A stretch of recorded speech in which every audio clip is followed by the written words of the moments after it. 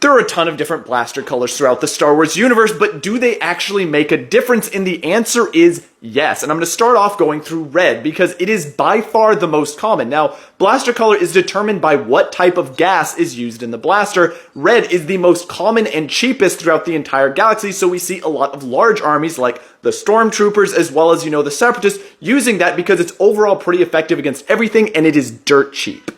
And then another one that's commonly used is blue, which is most often seen by like the clone troopers, and the reason for that is it is extremely effective against electronics because it is an ionized form of gas, so it's pretty good against droids. And then we've got green, which we often see used by like the Naboo starfighters or even TIE fighters. It's extremely effective against pretty much any target you might have. However, it is very expensive, so it's usually more cost prohibitive, so we don't see it as much.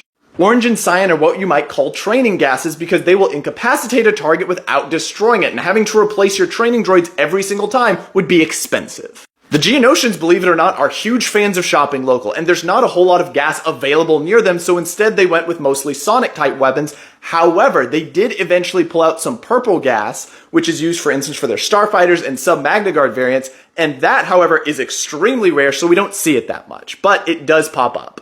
And then we've got Mandalorians, specifically Maul's Mandalorians, who decided to use yellow, and frankly, I have no idea. It could just be that's what they happened to steal and had access to, it might be what's locally available, or likely it's just for style points, and frankly, don't blame them.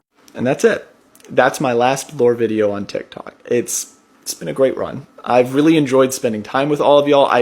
All of my mutuals have been amazing. I've had such a blast texting about the new shows and just having the community that I really couldn't find on other apps, and I'm going to miss it. And thank you all for being a part of that. You can find me on other apps as linked in my bio, but I hope that you keep up with me, and I look forward to seeing all y'all on the other side.